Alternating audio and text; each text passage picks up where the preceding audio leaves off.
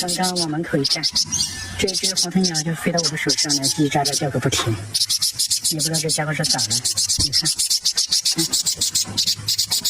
摸一下。一般的黄鹌鸟发出这种叫声，要么就是报警，要么就是和同伴走散了。我们这门口附近野生的黄鹌鸟特别多，一群一群的。每天它们出来都会跟着野生的一起去玩。这一个是比较亲人的，一般的它不会跑太远，跑到前面田里面去了，玩一会儿它就自己回来了。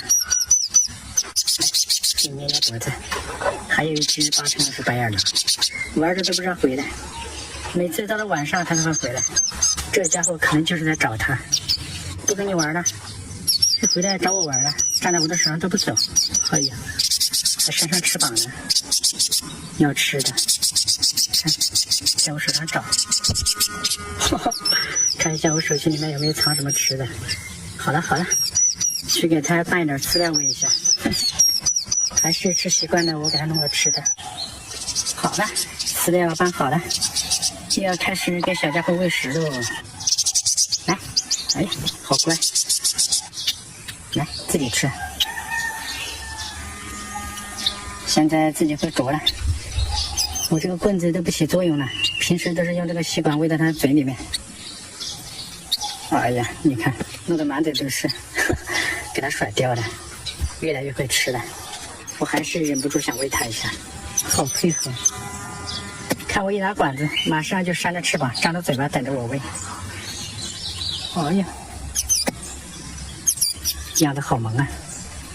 这种小体型的鸟长得可真是快，生命实在是太神奇了。从茶园里面救下它们的时候还没有睁眼睛，这才短短的20天左右的时间，尾巴都长这么长了，自己都会吃的。来。这个太粘人了，我的管子里面香一些，习惯吃我喂的，大口大口的吃。来，哎呦，甩了我一脸，你这个小家伙，每次还要我帮他擦嘴。吃饱了自己来找水喝，你看这个舌头好可爱呀，肉嘟嘟的。这几天老是下阵雨，小鸟们平时在大自然当中就是这样取水的。小伙伴都飞远喽，这个家伙落单了，吃饱喝足的站在我的手上还不愿意离开。好吧，你就跟我玩吧。